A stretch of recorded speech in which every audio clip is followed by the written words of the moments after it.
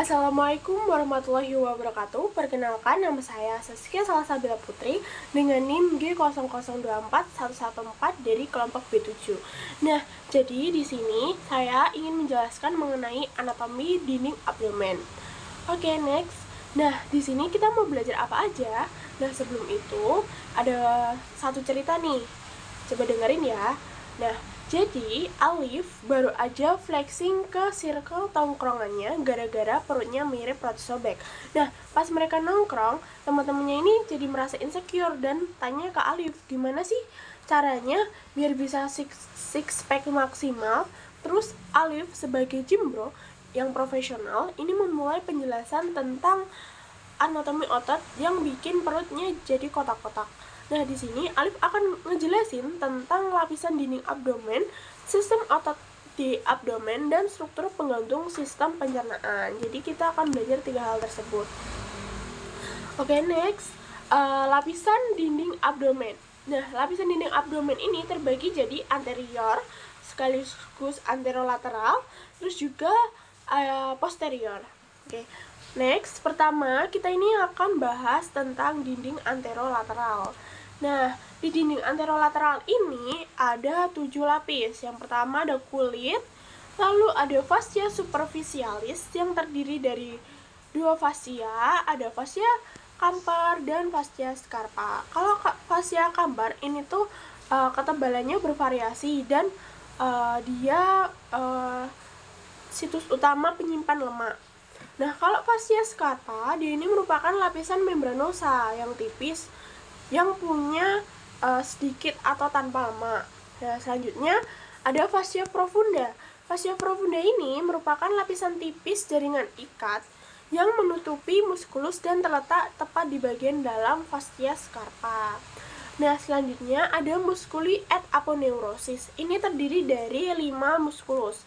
Ada obliquus externus abdominis, terus obliquus internus abdominis, terus ada transversus abdominis, dan ada musculus rectus abdominis sama musculus pyramidalis abdominis. Nanti next akan dibahas lebih detail. Oke, selanjutnya ada fascia transversalis yang merupakan lapis berkelanjutan dari fascia profunda. Lalu ada fascia extraperitoneal. Fascia ini memisahkan fascia transversalis dengan peritoneum. Lalu, fascia yang ini juga berisi jaringan lemak. Selanjutnya, yang terakhir, lapisan terakhir ini ada peritoneum. Peritoneum parietal. Nah, sebenarnya peritoneum ini dibagi jadi 2. Peritoneum parietal yang lapisannya melapisi bagian dalam dinding abdomen dan menjadi bagian dari dinding abdomen. Lalu ada peritoneum visceral yang lapisan ini merupakan lapisan peritoneum yang melapisi langsung permukaan organ viscera abdominis, baik bagian permukaan organ maupun seluruh permukaan organ. Oke, itu aja yang dari anterolateral. Oke, next kita akan bahas ke yang posterior. Nah, kalau yang posterior ini ada 5 lapis. Yang pertama ini ada kulit, terus ada fascia superficialis dorsi, lalu ada musculus yang terbagi jadi 4 lapis. Yang lapis pertama ini contohnya ada musculus latissimus dorsi. Terus yang lapis kedua ini ada musculus obliquus externus abdominis. Terus ada musculus erector spinae. Terus ada musculus longissimus dorsi. Terus ada musculus serratus posterior inferior. Terus kalau di lapisan ketiga ini ada musculus multifidus, terus ada musculus interspinae, terus ada musculus obliquus internus abdominis. Nah, kalau yang lapisan keempat nih, ada musculus quadratus lumborum, musculus iliopsoas, terus ada musculus transversus abdominis. Lalu lapisan selanjutnya ini ada fascia extraperitonealis yang merupakan jaringan lemak dan peritoneum parietal juga. Nah, oke, next ke bahasan selanjutnya nih. Kita akan bahas otot-otot di abdomen. Nah, pertama kita akan bahas musculus et aponeurosis. Ini bisa diperhatikan gambar di sebelah sini. Jadi terbagi jadi ada yang namanya flat muscle sama vertical muscle. Nah, kalau yang flat muscle ini ada 3. Yang pertama musculus obliquus externus, terus ada musculus obliquus internus, dan ada musculus transversus. Nah, terus di otot ini juga ada namanya linea alba, adalah garis berserat garis tengah tunggal di dinding perut anterior. Nah, cara bedain musculus obliquus externus sama musculus internus itu gimana? Nah, kalau yang musculus obliquus externus ini tuh adalah inferomedial. Jadi dia ini bentuknya mirip huruf V. Nah, kalau yang obliquus internus ini seperti huruf A. Terus kita bahas ke yang vertical muscle. Nah, untuk yang vertical muscle ini punya pembungkus, yaitu vagina musculi recti. Nah, terdiri dari dua musculus, yaitu musculus rectus abdominis dan musculus pyramidalis. Nah, kalau untuk yang musculus rectus abdominis ini terbagi jadi 3 bagian oleh 3 intersection. Yang pertama, ini terletak tinggi processus sipoideus, terus selanjutnya terletak tinggi umbilicus, terus terletak di antara keduanya. Nah, terus selanjutnya untuk musculus pyramidalis ini tuh dia berbentuknya triangular dan kecil di bawah. Oke. Itu aja untuk dari otot-otot di abdomen. Selanjutnya, next kita akan bahas tentang organ intraperitoneal dan retroperitoneal. Nah, untuk organ intraperitoneal ini adalah organ yang seluruh permukaannya ini dilapisi oleh peritoneum dan berada dalam kavitas peritonealis. Nah, ini meliputi kayak gaster, duodenum pars superior, jejunum, ileum, dan lain sebagainya. Nah, kalau yang organ secara retroperitoneal ini terdiri dari Sedgwicker atau singkatannya Sedgwicker, biar kita bisa lebih hafal. Yang pertama ini yang S ini suprarenal gland, terus A ini aorta, terus D-nya duodenum kecuali yang pars superior, terus P-nya ini pankreas, U-nya ureter, C-nya colon ascendens et descendens, terus yang K ini kidney, yang E esophagus, dan R rectum. Nah, namun selain itu juga ada namanya duplikator peritoneum yang terbagi jadi mesenterium, omentum, dan ligamentum peritonei. Nah, untuk yang mesenterium ini merupakan tempat melekatnya viscera intraperitoneal ke dinding abdomen posterior. Ini ada kayak mesenterium. Ini menghubungkan jejunum dan ileum dengan dinding posterior abdomen. Terus ada mesokolon transversum. Ini menghubungkan kolon transversum dengan dinding posterior abdomen. Terus ada mesokolon sigmoideum yang berbentuk huruf V terbalik yang melekatkan kolon sigmoideum pada dinding abdomen. Terus selanjutnya ada omentum. Nah, omentum ini ada dua, ada omentum maius dan minus. Nah, omentum ini membentang dari gaster dan proximal duodenum untuk melekatkan viscera intraperitoneal. Nah, untuk yang maius ini dia lebih gede kayak tirai. Terus dia ini tersusun dari 4 ligamentum. Ada ligamentum gastroprenica, gastroplenica, gastrocolika, sama splenorenale. Kalau yang minus ini lebih kecil, lebih dia ini tampaknya agak kurang kelihatan. Ini tersusun dari 2 ligamentum. Yang pertama ligamentum hepatoduodenal sama ligamentum gastrohepatica. Oke, next ini ke ligamentumnya.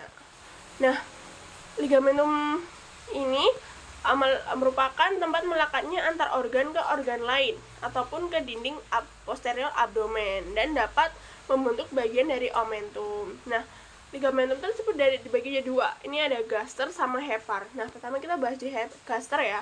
Nah, di gaster ini ada ligamentum gastroprenica, ligamentum gastroplenica, dan gastrocolika. Nah, kalau di hepar ini ada namanya ligamentum falciformi, terus ada ligamentum hepatoduodenal, sama ligamentum gastrohepatica. Nah, bisa diperhatikan lebih lanjut ya di gambar-gambar yang sudah ada di PPT. Nah, itu aja yang bisa saya sampaikan di topik dinding abdomen ini. Sekian, terima kasih.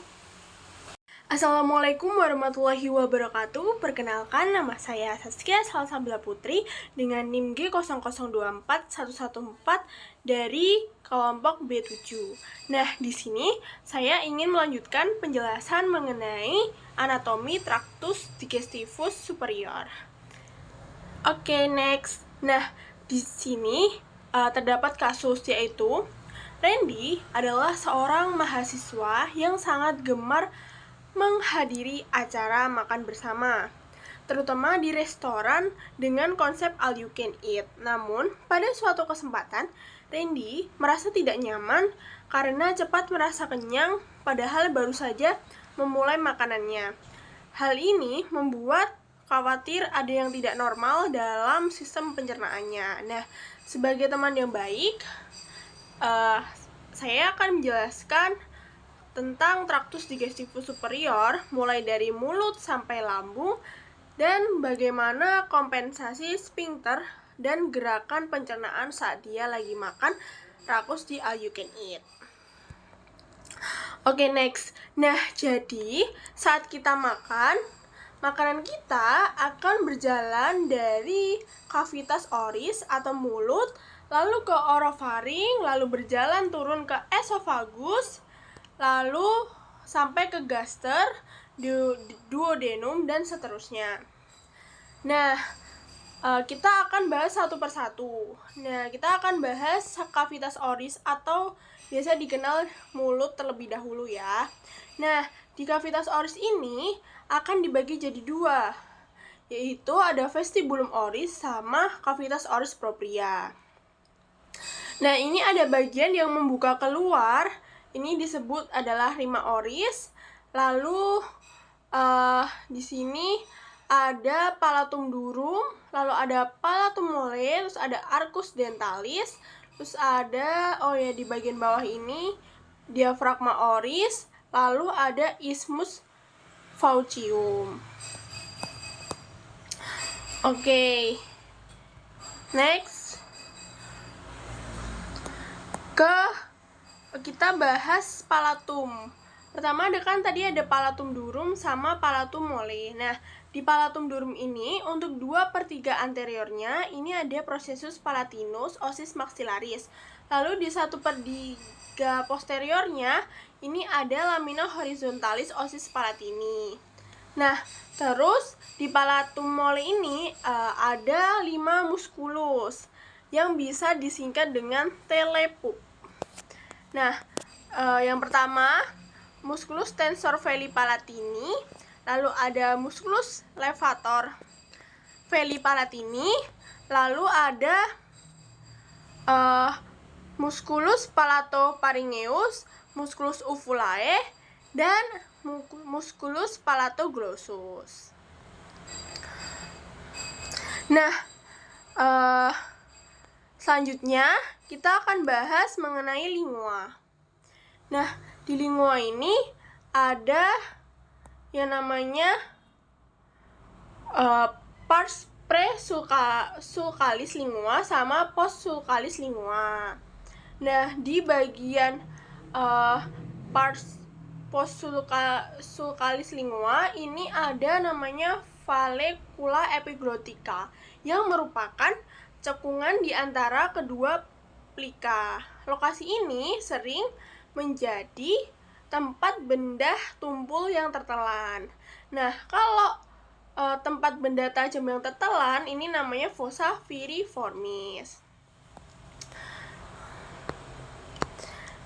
Lanjut, nah di lingua ini ada otot ekstrinsik sama otot intrinsiknya. Nah, kalau yang ekstrinsik ini bisa disingkat GHSP, yaitu terdiri dari musculus genioglossus, musculus hyoglossus, musculus styloglossus, sama musculus palatoglossus. Kalau yang intrinsik ini bisa disingkat LLTV, yaitu ada musculus longitudinalis superior, musculus longitudinalis inferior, musculus transversus lingua, sama musculus verticalis lingua. Oke, next ke sebelahnya, gambar sebelah ini ada inervasi dari lingua. Nah, di lingua ini ada namanya buat sensoris sama motorik. Nah, buat sensorisnya ini untuk di 2/3 anterior atau oralis ini ada untuk sensasi umum atau general yang diinervasi oleh nervus mandibularis atau V3 melalui nervus lingualis. Nah, lalu ada sensasi khusus atau spesial. Ini diinervasi oleh nervus facialis atau nervus ke-7 melalui korda timpani. Nah, terus untuk di 1/3 posteriornya ini ada sensasi umum dan khusus atau general yang diinervasi oleh nervus glossopharyngeus.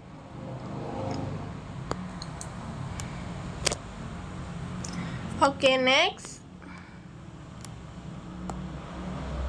kita bahas orofaring. Nah, di orofaring ini faring dibagi jadi 3. Ada nasofaring, ada orofaring, dan laryngofaring. Nah, untuk orofaring sendiri ini membentang setinggi vertebra cervicals 2-3.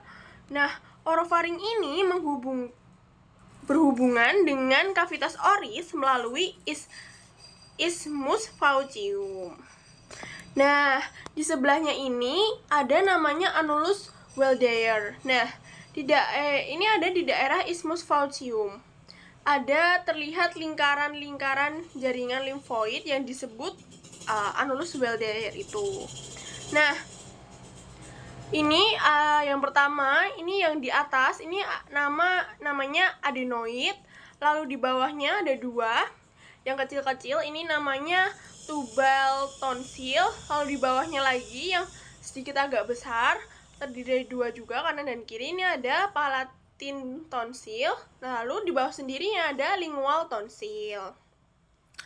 Oke, next kita akan bahas esophagus. Nah, esophagus ini terdiri dari 3 parts. Nah, ada cervicalis ini dari VC6 sampai VT1, lalu ada thoracalis ini dari VT1 sampai VT10, terus ada abdominalis ini VT10 sampai VT11. Nah, letaknya ini ada di posterior dari trakea. Oke, selanjutnya ini ada angustia esophagus. Nah, angustia esophagus ini dibagi jadi 3. Ada superior, media, sama inferior. Kalau yang superior ini dari VC6 ini pada musculus cricopharyngeus dan cartilago cricoidea. Nah, kalau yang angustia media ini di VTH4 atau 5. Ini di tempat arcus aorta dan bronchus primarius dexter menyilang. Nah, lalu ada di kalau angustia inferior ini di VTH10. Nah, ini saat melalui hiatus esophagus. Hiatus esophagus ini dilewati oleh esophagus dan truncus vagal. Oke, next kita bahas gaster. Nah, gaster ini ada beberapa bagian nih. Yang atas sendiri ini ada fundus gastricum, lalu ada pars cardiaca yang warna hijau, terus ada corpus gastrium, body yang paling gede banget ini. Nah, di dalam korpus ini nanti ada rugae atau plica gastrica. Nah, ini bentuknya seperti ini rugae, jadi kayak ada motif gelombang-gelombang gitu di dalamnya. Lalu ada pars pylorica. Nah, lalu di gaster ini ada yang namanya gastroesophageal sphincter atau bisa disingkat LES dan musculus sphincter pylori. Oke. Selanjutnya kita akan bahas tentang kompensasi dari sphincter dan gerakan-gerakan pencernaan. Oke, di sini saya mau membahas tentang reflux gastroesophageal. Nah, reflux di gaster ini tuh ada namanya sphincter esophagus bagian bawah atau lower esophageal sphincter. Nah, LES ini adalah otot yang berbentuk cincin yang tugasnya mengatur buka tutup pintu atau klep saluran yang menghubungkan lambung dengan esofagus bagian bawah. Nah, klep ini akan membuka jika ada makanan yang masuk ke esofagus, ke gaster, dan akan menutup ketika makan sudah turun ke lambung. Nah, ini gunanya untuk mencegah isi lambung itu naik kembali ke esofagus. Nah, kalau otot ini melemah, maka makanan dan asam lambung nanti bisa naik kembali ke kerongkongan. Nah, selain itu juga ada namanya sudut His, sudut akut antara esofagus dan lambung yang membantu menciptakan penghalang terhadap reflux. Lalu juga ada diafragma yang nanti akan memberikan tekanan tambahan kepada LES. Nah, selain itu juga ada namanya gerakan peristaltik. Gerakan ini merupakan gerakan meremas yang mirip dengan gelombang. Nah, gerakan ini terjadi karena otot berkontraksi dan berelaksasi dalam pola yang stabil untuk menggerakkan makanan ke bawah. Nah, gerakan ini melibatkan beberapa otot, kayak otot melingkar yang mengelilingi tabung saluran pencernaan untuk mendorong makanan melalui saluran tersebut. Lalu ada namanya otot longitudinal yang berada di sepanjang dinding tabung yang berfungsi mendorong seluruh makanan untuk maju. Nah, itu aja penjelasan dari aku tentang anatomi truncus digestivus superior. Sekian, terima kasih. Assalamualaikum warahmatullahi wabarakatuh. Perkenalkan, saya Saskia Salsabila Putri dengan NIM G0024114 dari kelompok B7, izin melanjutkan mengenai penjelasan anatomi dari tractus digestivus inferior. Nah, oke, next. Nah, kita hari ini ingin belajar apa sih? Nah, sebelum itu, ini terdapat kasus nih teman-teman, yaitu Andre merupakan seorang mahasiswa tingkat akhir yang merasa tidak nyaman setelah mengonsumsi makanan cepat saji selama sebulan penuh karena kesibukan menyelesaikan skripsi. Nah, ia sering mengalami perut kembung, rasa tidak nyaman di bagian bawah perut, dan gangguan buang air besar. Dalam obrolan ringan di kampus, Andre mengeluh kepada Anda sebagai teman yang baik, jelaskan kepada Andre tentang tractus digestivus inferior. Nah, jadi di sini saya akan menjelaskan mengenai perbedaan jejunum dan ileum, terus struktur bangunan di kolon, lalu juga anatomi organ pengeluaran dari feses. Oke, next. Yang pertama mengenai perbedaan jejunum dan ileum. Oke, kita lihat dari gambarnya terlebih dahulu. Udah langsung kelihatan ya bedanya antara jejunum dan ileum. Untuk yang atas ini jejunum, lalu yang bawah ini ada ileum. Nah, perbedaannya ada apa aja sih? Yang pertama dari letaknya nih. Nah, untuk jejunum letaknya di regio umbilicalis, kalau ileum ini ada di kanan bawah cavum abdomen pelvis. Nah, untuk warnanya, jejunum ini berwarna merah gelap dan ileum ini pink muda. Untuk diameternya, jejunum ini 2-4 cm dan ileum ini 2-3 cm. Untuk tebalnya, untuk dindingnya, kalau yang jejunum ini tebal, kalau yang ileum tuh tipis. Untuk vaskularisasi, kalau jejunum ini banyak, kalau ileum ini sedikit. Untuk vasa rektanya, jejunum ini panjang dan ileum ini pendek. Untuk arkadisnya, jejunum ini hanya punya 1-2 tingkat. Kalau ileum ini bersusun dan lebih kompleks. Kalau yang jejunum, lemak mesenterinya ini sedikit. Kalau ileum ini banyak. Nah, lalu untuk plika sirkularisnya, kalau jejunum ini besar, tinggi, dan rapat. Kalau yang ileum ini sedikit dan jarang dan tidak ada di bagian distalnya. Nah, selanjutnya untuk Plecopeyeri.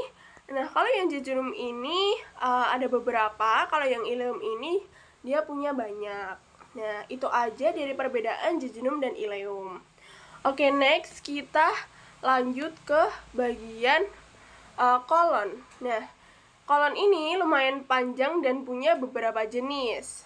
Kita lihat ya satu persatu. Jadi yang pertama, ini ada kolon ascendens. Nah, ini kolon ascendens ini dari cecum sampai ke permukaan inferior lobus hepatis dexter. Lalu dia nanti akan membelok ke kiri membentuk flexura coli dextra dan melanjutkan diri sebagai kolon transversum. Nah, selanjutnya nih untuk kolon transversum ini dia akan berjalan menyilang abdomen mulai dari flexura coli dextra sampai flexura coli sinistra. Nah, nanti dari transversum ini akan berlanjut ke kolon descendens. Nah, kolon descendens ini terletak pada kuadran kiri atas dan bawah. Dia akan berjalan ke bawah dari flexura coli sinistra sampai ke pinggir pelvis.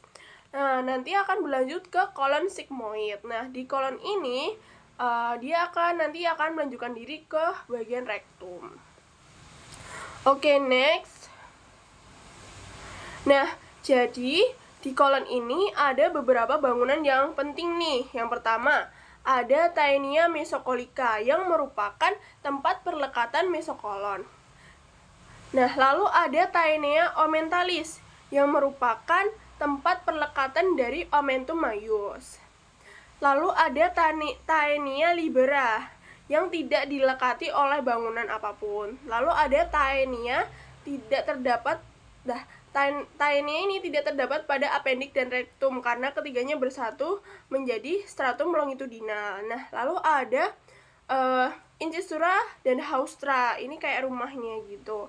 Nah, pada cecum dan kolon, panjangnya taenia ini lebih pendek daripada stratum sirkuler, sehingga stratum sirkuler melipat-lipat ke dalam membentuk plica semilunaris, sedangkan yang keluar nanti akan membentuk haustra. Haustra dari luar kelihatan menggembung, dan di antara lekukannya disebut incisura. Lalu ada plica semilunaris yang ditutupi oleh mukosa yang ikut melipat dan tidak terdapat fili. Lalu yang terakhir ada appendix epiploica. Nah, ini ada di bagian bawah. Dia merupakan kantung-kantung kecil yang isinya tuh lemak. Oke, next. Kita bahas cecum. Nah, cecum ini terletak di perbatasan ileum dan intestinum crassum. Panjangnya itu sekitar 7,5 cm. Nah, seluruhnya ini nanti akan ditutupi oleh peritoneum. Nah, lipatan peritoneum ini nanti di sekitar cecum akan membentuk yang pertama recessus ileocaecalis superior. Terus ada recessus ileocaecalis inferior dan recessus retrocaecalis. Nah, ini ada gambar dari cecumnya ya, bisa diperhatikan teman-teman. Nah, selanjutnya kita akan bahas tentang appendix. Appendix ini apa? Appendix ini merupakan tonjolan buntu dari bagian apex cecum yang kayak akan jaringan limfoid. Nah, appendix ini melekat di dinding posteromedial cecum, tepat di inferior ileum. Namun, ada dua teori nih. Yang pertama, teori garis Monro-Picter yang dia ini beranggapan bahwa diukur dari sias dextra ke umbilicus. Nah, pangkal appendix ini terletak 1/3 lateral garis Monro-Picter yang disebut sebagai titik MC Burney. Nah, kalau menurut garis Lanz, ini ujung appendix ini adalah pada titik 1/3 lateral dextra. Oke. Jadi letak appendix ini punya variasi letak. Yang pertama ada appendix retrocaecal yang terletak di belakang cecum mengarah ke atas yang merupakan bentuk paling umum. Terus ada appendix postilealis yang terletak lebih mengarah ke kiri di belakang ileum dan mesenterium. Terus ada appendix pelvicum mengarah ke bawah. Terus ada appendix preilealis terletak lebih mengarah ke kiri dan di depan ileum dan mesenterium. Terus ada appendix subcaecalis yang terletak descendens ke caudal.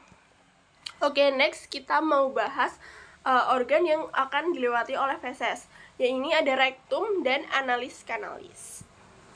Ini ada gambarnya ya teman-teman. Ini untuk letak rektumnya ada di bagian sini dan letak kanalis analis. Oke, untuk di rektum proprium ini nanti di sisi luarnya ini nanti terdapat flexura sacralis dan flexura perinalis. Terus kalau di sisi dalamnya ini nanti ada tunica mucosa yang terdapat lipatan-lipatan transversal yang disebut sebagai plica transversalis recti atau Houston. Nah, kalau terus juga terdapat zona transisi dari rektum ke kanalis analis yang ditandai oleh linea anorectalis atau anorectalis junction. Area ini dicirikan dengan adanya perubahan dari plica transversalis recti menjadi plica longitudinal anal kanal. Oke, next. Oke, ke next kanalis analis. Nah, jadi kanalis analis ini terletak di antara diafragma pelvis dan berakhir di anus. Nah, anal kanal ini dibagi jadi 3 segmen. Yang pertama, ada zona columnaris yang terdiri dari lipatan longitudinal columna rectalis atau analis yang dibentuk dari corpus cavernosum. Epitelnya ini epitel kolumner atau kuboid. Terus ada zona cutanea yang adalah kulit eksternal. Terus ada zona hemoroidales adalah tempat yang memungkinkan terjadinya benjolan hemoroid karena pelebaran vena hemoroidales. Nah, di kanalis analis ini punya vaskularisasi. Untuk arterinya ini ada arteri rectalis superior cabang arteri mesenterica inferior. Terus ada arteri rectalis media cabang arteri iliaca interna. Terus ada arteri rectalis inferior cabang arteri iliaca interna juga. Nah, lalu untuk venanya ini ada vena rectalis superior yang merupakan vena mesenterica inferior nanti akan mengalir ke vena porta. Terus ada vena rectalis media, ini vena iliaca internya nanti mengalir ke vena cava inferior. Terus ada vena rectalis inferior, ini nanti dari vena pudenda interna terus mengalir ke vena iliaca interna lalu ke vena cava inferior. Oke, sekian dari saya. Terima kasih. Wassalamualaikum warahmatullahi wabarakatuh.